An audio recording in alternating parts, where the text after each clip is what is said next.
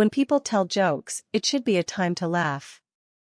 Especially in politics, humor can diffuse tension and increase a common desire to work together to accomplish what's best for America.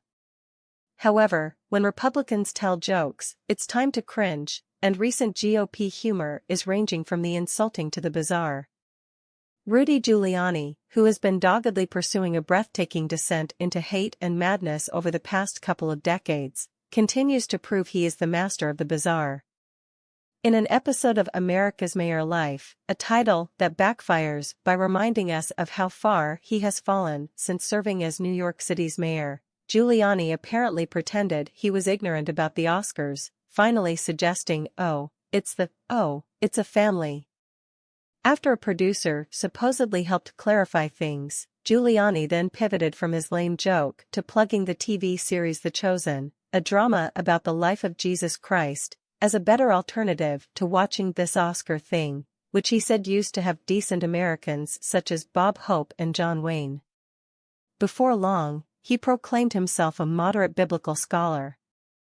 Giuliani then doubled down, I say moderate, but more a religious scholar, which I would say it's fair interpretation.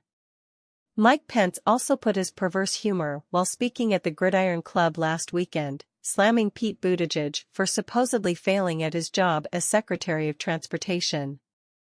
When Pete's 2 children were born, he took 2 months maternity leave, whereupon thousands of travelers were stranded in airports, the air traffic system shut down, airplanes nearly collided in midair, Pence began.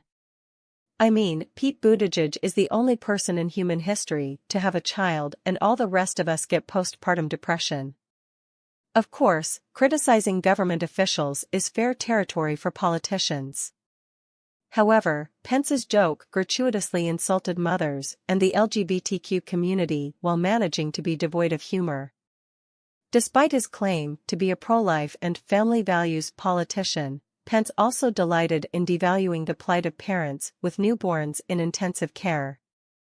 Jason Buttigieg, Pete's husband, expressed this hypocritical faux outrage perfectly in a tweet. If your grandchild was born prematurely and placed on a ventilator at 2 months old, their tiny fingers wrapped around yours as the monitors beep in the background, where would you be?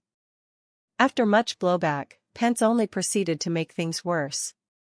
The only thing I can figure is Pete Buttigieg not only can't do his job, but he can't take a joke.